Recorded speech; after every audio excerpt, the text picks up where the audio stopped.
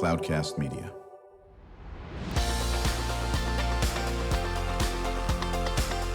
Drew Schlosberg Spotlight on the Community Show, amplifying the voices of social impact organizations, entrepreneurs, local nonprofits, and other community champions who shape the culture, creativity, and connectivity of San Diego.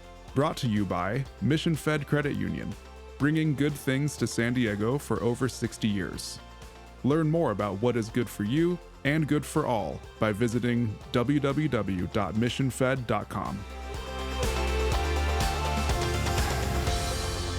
I'm Drew Schlosberg of Cloudcast Media. You're going to be listening to another edition of Drew Schlosberg Spotlight on the Community Show. We are the nation's longest running community podcast in our 20th year, brought to you by Mission Fed Credit Union for 6 decades, doing wonderful things for folks living in our region, where there's food insecurity. They work with the homeless, Alzheimer's, arts, financial literacy, just a great partner.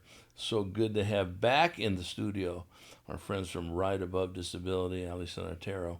She is the co-founder and executive director. How you doing, Allie? I'm good. How are you? Good. What's new and exciting at Right Above Disability, better known as RAD? Yes, lots of things. I think it's been almost a year since I've been here, so you can imagine everything is good. We're going to talk changing. We're going to talk about some of. You're joined by your colleague, Sheri Hughes, a volunteer and a speech pathologist. How you doing, Sheri? I'm great. Thank you for having me here today. Of course. How long have you been involved with RAD? Almost 3 years. 3 years. What got you involved with RAD? I was seeking something new. My kids both finished college and moved out, and I was like, what do you want to do? And I found RAD, a place that I could give as a speech pathologist, but also I have this burning internal desire to learn about horses, and so it was kind of a dream for me. Yeah, very, very good. Maybe real quickly for our audience who doesn't remember all the cool things when you were on before, Allie, the mission of RAD. Yeah, so our mission is to celebrate ability, create hope, and ride above challenges. We teach people of all disabilities how to horseback ride as a form of therapy. So what got you into this? I mean, was it already established, or you started this? You're a co-founder right now. Yeah. So just out of the blue, you go, I need to do this. Did you have a family member that had a... No, I was the only horse person in my family, and when I was 3 years old, I wanted to, ride a horse to school and get a unicorn instead of like a car, so I was horse obsessed from the beginning, and I actually started as a volunteer at another therapeutic riding place in New Jersey, where I'm from, and then kind of work my way up in the field and became an instructor and a program coordinator and then co-founder in 2014. So yeah, pretty much we just decided let's open our own center. So you had to find the acreage to do this, correct? Yes. Was that a challenge? It was a challenge, yeah. Myself and a few of the other co-founders, we went around, Poway, Ramona, San Diego, just looking for land and someone who would be accepting into having a therapeutic riding program on their facility to even begin with. Now, why would that be a challenge? Sometimes it just depends, because with our program, we have to be extra careful because we do have people with disabilities on top of the horse. So we have different safety measures and protocols that we have to follow. So we just want to make sure everyone's okay with it across the board. Right, exactly. And so you've got how many students? We now have over 110 per week. Oh my God. How many horses do you have? We now have 20. Because I think when you and I were chatting, when you first came in, and I want to say it was a couple of years ago when you first came in, maybe even longer than that. How many horses did you have then? We probably had about 13 to 14. So we've grown so much over even from when I first came in the last 2 years, but even in the last year. So talk about the challenge of finding a horse that can be involved in therapeutic riding. Yeah, so that's a good question, actually. So horses have to be super calm. They have to have the right temperament. If they do get nervous, their reactions have to be small. And they have to enjoy the job. Sometimes we get the horse in and they tell us right away, we don't like this job. They might show little signs of maybe they're nipping a little bit, or some horses might refuse to walk, or, they do funny stuff. So we make sure that they also enjoy the job. And sometimes we have horses that last for 10 years in the program.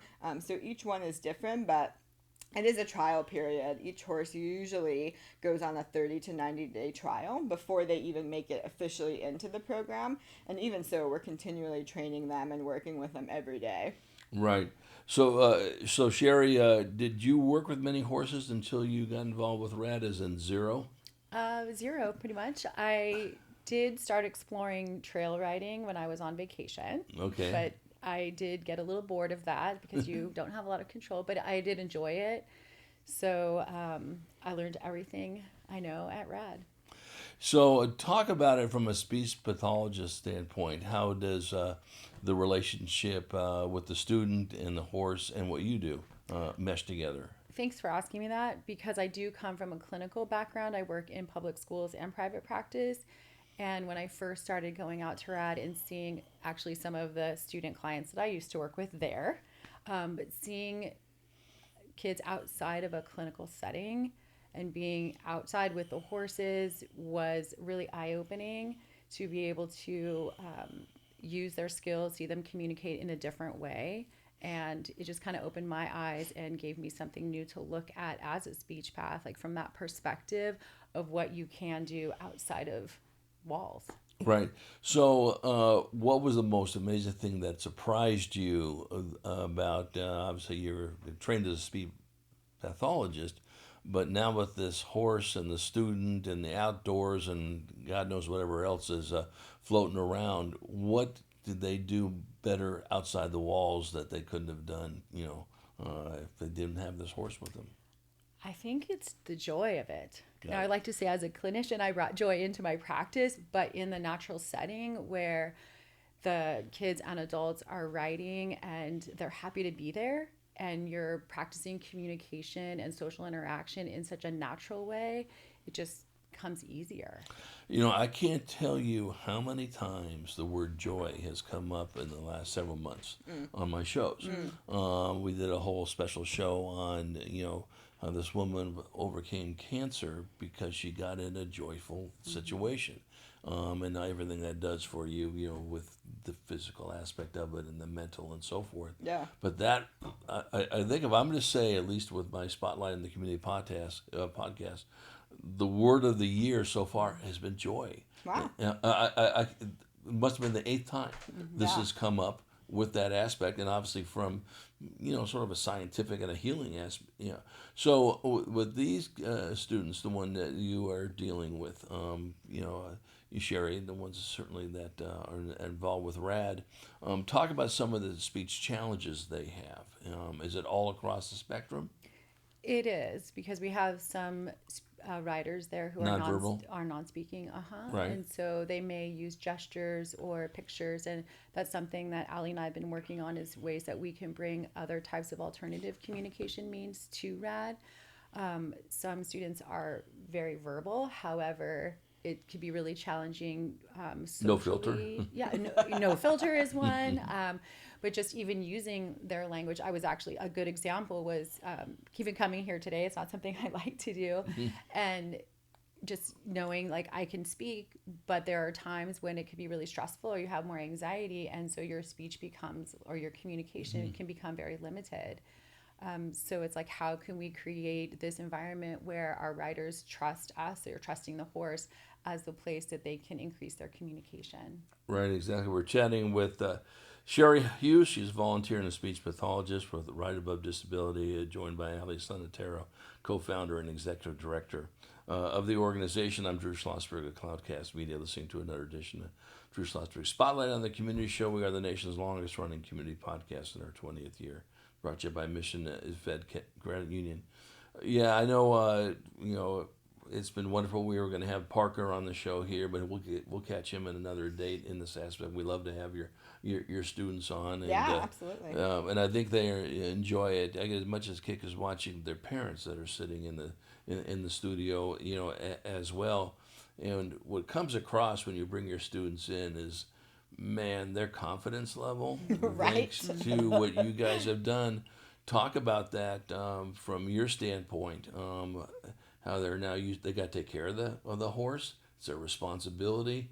Talk about what that does for their confidence. Yeah, absolutely. So at RAD, we actually teach horsemanship from the ground up. It's not just coming to ride and then leaving. So they have to learn all aspects of how to care for the horse. So brushing the horse, feeding the horse, cleaning their stalls, exercising the horse, proper care, nutrition, and then they also get to ride. So, when you're taking care of an animal and they're under your care and you're responsible for them, I think it gives the students a sense of accomplishment, as well as boost their confidence, because they often say, look what I can do, look what I'm doing, I'm feeding the horse and listen to him crunch. So it gives them a sense of pride in their work to come out every week and care for these 2,000-pound animals each time.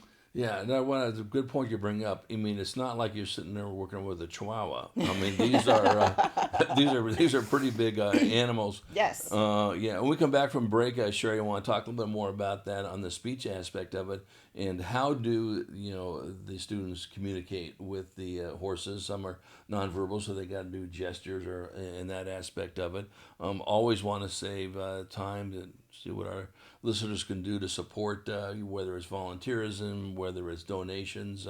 Talk about some of the events that you have coming up when we return with Allie Sarnataro. She is the co-founder and executive director of Right Above Disability, joined by her colleague Sheri Hughes, volunteer and a speech pathologist. I'm Drew Schlosberg of Cloudcast Media, listening to another edition of Drew Schlosberg Spotlight on the Community Show. We'll be back after this very, very short break.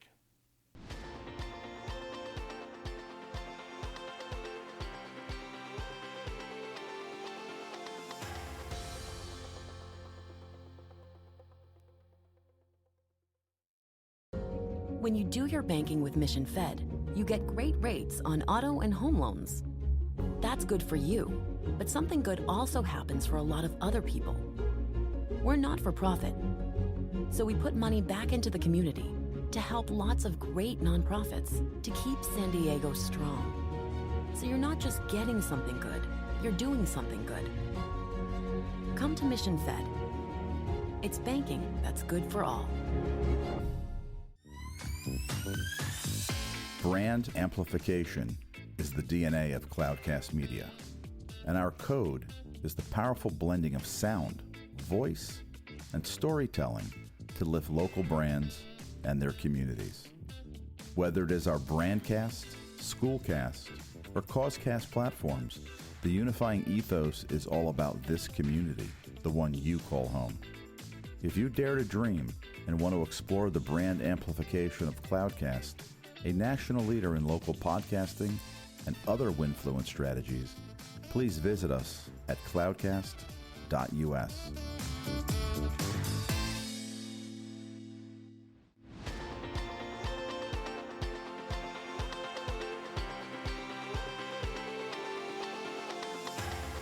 I'm Drew Schlosberg of Cloudcast Media, listening to another edition of Drew Schlosberg Spotlight on the Community Show. We are in our 20th year, nation's longest running community podcast, brought to you by Mission Fed Credit Union. So thrilled to have back as a return appearance our friends from Right Above Disability, Allie Sarnataro, co-founder and executive director, joined by Sheri Hughes, volunteer and speech pathologist. And we were just talking about this. Yeah, Sheri, you've been a speech pathologist for quite a while, Yes, but not a horse person for a zillion years. So That's correct. Exactly. And you mentioned, how reactive these horses are to the students and that aspect of it. So what would a student who is nonverbal, would they communicate with the horse by gestures, by touching, can they make sounds? How would they do this? All of the above? You got it, Drew. All of the above. Yes. Even the physical presence, just being there. Horses are emotional, and we have reciprocal regulation. And so being in the presence, gesturing, touching, petting, looking at them. Some do gesture. I worked with a writer when I first started, and listening to his vocalizations change when he was on the horse was absolutely incredible. And you can really differentiate that joyful expression, or even if something isn't quite right, you can pick that up with how they're communicating if they don't have words. Right. Now, do you work with the parents that, so they're learning some of this, the speech pathology at RAD, And then when they go home, are they practicing some of this? Not necessarily.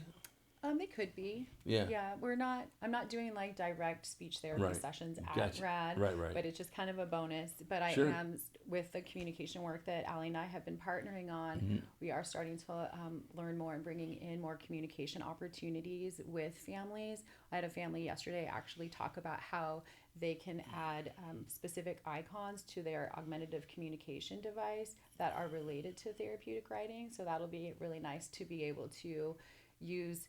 I'm saying device, and so a lot of times you can have an app that helps you support communication. And as a speech pathologist, it's really hard to see that device only come at speech therapy during those times. And the more that we can access devices and augmentative supports to communication in the community, it's better for the individual using it as well as us supporting them and really increasing awareness about the different ways that we all can communicate. Yeah, I mean, I just cannot imagine just looking at the faces of the people you brought in before, and we're going to bring more in on that, and the pride and the parents, with them one age joining the podcast, which is very, very cool. But there was one of your students that came in, and I can't remember which one, and his horse had a mustache. Okay? Right? Am I right or wrong? Yes. And he loved that horse. What was the name of that horse? Merlin. Thank you, Merlin. Okay, and who was the student? I don't remember. It could have been because you showed. I had a picture. He brought the picture in of the horse. Oh, really? So someone had a picture in of the horse. Okay. Had a mustache, correct? Yeah. Mm-hmm. Full mustache. Is Merlin still around? Yep, he's still there. Okay. Very, very. How will they stay forever, or how long is their shelf life, so to speak? Typically they don't stay forever. Right. Some do, but typically the career time, I guess you could say, is between 2 to 3 years average. Okay. Yeah. Why so short, or is that's not short? It can be. A lot of people think that this might be retirement or an easy job for them, but I think in reality it's sometimes almost harder because they are having riders on their back who might not be balanced, who might be leaning to one side or the other. And the horse will make the adjustment? They just go with it. They just roll with it. Nice. So they have, they're not having your traditional balanced sitting up tall rider on them all the time. So they encounter, I think, more than your, average horse. They also have, some of the students might have a seizure on the horse, or they might be singing and yelling and clapping and having a great time and, going all out. So I think in reality it's a little bit harder. So sometimes they only last 2 to 3 years average, but, we had one in our program that lasted 10 years. So just like us, each personality is different. Yeah, no, there's no question about that. So, the volunteers, they have to be certainly well trained in how to deal with the population of student, right? Yes. And the horse, correct? Yes. Mm-hmm. So you just can't have like Drew walking off, and here I'll take over here Merlin and all that. Well, maybe I could do Merlin and all that. What type of volunteer are you looking for? Well, actually, you could volunteer if you wanted to. We train from the ground up. I could pick up the poop like I do my dog's poop. So there you go. Yeah, that's a good job for me. Doesn't take a brain to do that. So we need pooper scoopers for sure. Right. Okay. But anyone can volunteer with us over the age of 14. Okay. We train from the ground up, so you don't necessarily have to have horse experience. Wow. We'd rather you come with none, so then we can train you on how we do it. What a great opportunity for a high school student. Right. And in those high schools that offer community service and all that would be. And where are you folks located? We are located in Poway. Right. So you've grown from 13 to 20 horses, right? Okay. Yes. Have you grown in space, or are you still within the same space? We are still within the same space, but we're still looking to expand. We've been exploring different options because we have about 3 acres where we are now, so we're going to outgrow that. So we're potentially looking in Poway, Ramona, around the community for a potential second site. Right. I mean, your growth is amazing. 16 to 110, that is phenomenal. You have, 2-year waiting list? Yeah, 2 to 3 years now. That is, okay. So, but one way to alleviate that is to have the donations pour in. Yes. So you can double your size, double your horses, and then you won't have a waiting list, right? Yeah, perfect. Yeah, exactly. What's the website where people can donate? So you guys can go to radtrc.org. So when somebody has a horse, okay, that would be a good fit, do they contact you? Do you visit the horse before the horse comes and Yes. is tested out? Okay. Yeah, usually they'll contact us first and they say, we think we have a horse who might be a great fit for for Okay. your program. And then we go to their home first where they're already comfortable and settled in. So we Right. see how they are in their own home, and then we do a couple of tests. We ride them while we're there. And if we feel like they're calm enough, safe enough, they might be a great fit, then we bring them to our property and put them on a trial period. Right. How many of those work out versus how many of those don't work out? Probably, I would say most do work out. Okay. Maybe like 20% don't within the trial period or soon thereafter. We'd rather know, sooner rather than later. That way we can tell this horse, isn't the right fit for the job, and then we, give them back to their owners. Right. Now, do the horses have their own stall, and are the students responsible for the same horse, or are some students responsible for multiple horses? Usually they have one horse that they work with.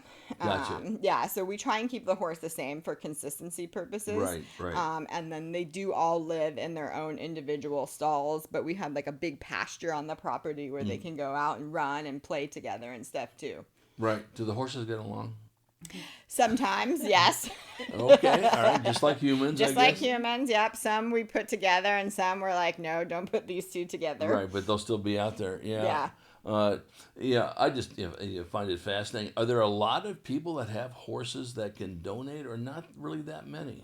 It just depends on the market. Sometimes there's like an influx of horses available, and then sometimes there's not. Like right after COVID, there was no horses available because everyone was looking for an outdoor activity to do, and everyone purchased horses. Really? Yeah. So. And then did they give them up once COVID was over? Yeah, pretty much. One of our close friends is Gary Weitzman from the San Diego Humane Society, and he just dreads when there's a Dalmatian movie out. Oh. Because people will flock and buy 1 million Dalmatians. Really? Literally. Wow. The numbers just go up when they have a release of a movie just like that. Oh, interesting. And then Dalmatians aren't the easiest dogs to take care of. And then I go, I don't think I can handle this. And now, where are they going to put them back? So I don't know if it's the same thing with horses as well. So we'll start with you on this, Sheri. What can our listeners do to support the work that you're doing at RAD? Okay. I think come out and volunteer. Okay. Go to the training. It is something that I went out there and I can't stop. The community of volunteers, if you come and you listen, we really we get to give to the riders and to RAD. But once you're there, it's so hard to leave, and you meet so many dynamic people. And I don't know if it's that giving part of a volunteer, but many of the people that I'm around at RAD, we all look forward to the days we're coming. And when you're not there, they're like, where have you been? And so we really have built this really beautiful community of people to give to RAD, give to the horses and the rider. But we are getting something back in return, even though I wasn't planning on it. It's really an incredible place to be. Well, I got to imagine it is the combination of certainly the horse, the outdoors, and you're working with this student, that in many cases, probably aren't treated as well as they need to be in the public. And now here they are thriving in this environment. Yeah. And the parents who are just absolutely so thrilled that my son or daughter are in an environment they're comfortable with. Yeah. They're feeling good about themselves. I don't know how you not feel good in that situation. Right. I always brag about the interviews that Allie has brought to my show. People ask me what shows you like the best. I always use the example when you bring in folks that just makes me feel good. Yeah.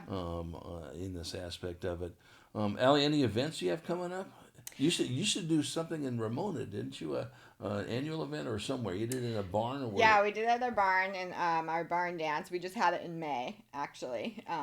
But we are potentially planning another one for the fall. So we're trying to get 2 going per year. So we're hoping probably in October to do like a dinner with horses event Okay. where people would come sit in our arenas and the horses would be out with them. So they come up to your shoulders, they might smell your hair, snuggle with you, and really get that interaction with the horse. So we think that would be pretty cool. I know you graciously invited me to one of those events. Yes. Unfortunately, I couldn't make it, but I'm going to be guardedly optimistic that it'll work in October. Okay, yeah. And I would love to come. Could even think about, and we do remotes quite a bit now. So we'll go out to the event. We've done remotes at the Humane Society. We've done it at the Sheriff's Department. We just did one at the Navy SEAL Museum. Oh, okay. Maybe we do a remote at that event. Yeah. And that'd be fun. interview a horse or two, or something like that. What's the website where people can support your efforts? Yeah, so it's radtrc.org. Very, very good. Allie, always a pleasure seeing you, and let's get Parker in next time. Definitely. You can shoot me some times where you think that would make sense, and, and we'll go ahead and do that. And Sheri, what a pleasure meeting you. Thank you as well. Maybe I'll see you at the October horse dinner event and I that will be aspect there. of it. Thank you for everything you're doing.